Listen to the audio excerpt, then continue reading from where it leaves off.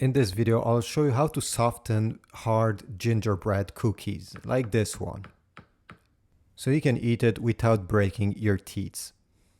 You'll have to wet some paper towel, just a bit, like this one, and put the cookie in the middle.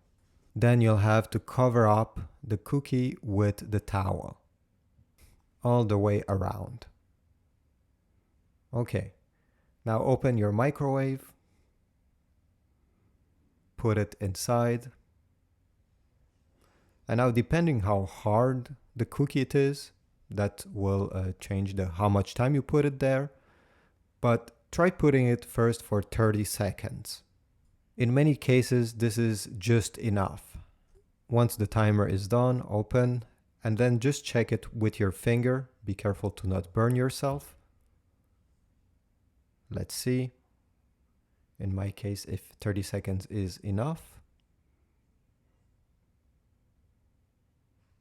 And yeah, this is definitely softer than what it was.